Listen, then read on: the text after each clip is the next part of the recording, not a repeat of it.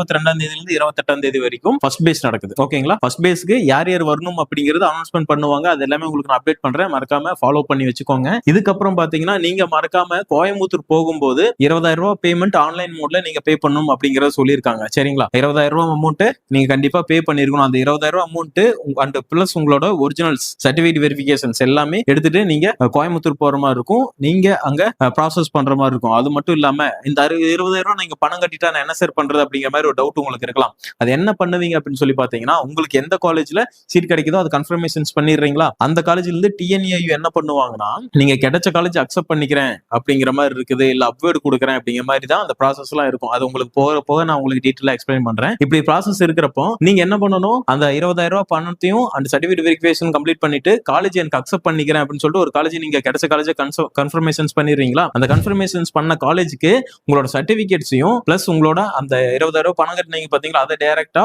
அந்த மேனேஜ்மெண்ட்டுக்கு அனுப்பி விட்டுருவாங்க. ஓகேங்களா? ஒரி பண்ணிக்கவே வேண்டாம். இல்ல நான் எனக்கு காலேஜ் பிடிக்கல, நான் காலேஜ் டிக்ளைன் பண்ணிக்கிறேன் அப்படின்னு சொன்னீங்க அப்படின்னா என்ன பண்ணணும், அந்த காலேஜ்ல டிஎன்ஏயூல போயிட்டு நீங்க கோயம்புத்தூர்ல நேரா தான் போய் ப்ராசஸ் பண்ணணும். நீங்க தெளிவா சொல்லிடணும் என்ன ரீசன் அப்படிங்கறது எல்லாமே டீட்டெயிலா சொல்லிட்டு நீங்க அமௌண்ட்டை ரீஃபண்ட் பண்ணிக்கலாம். அதுவும் எப்ப ரீஃபண்ட் பண்ணிக்கலாம் சொல்லி பாத்தீங்கன்னா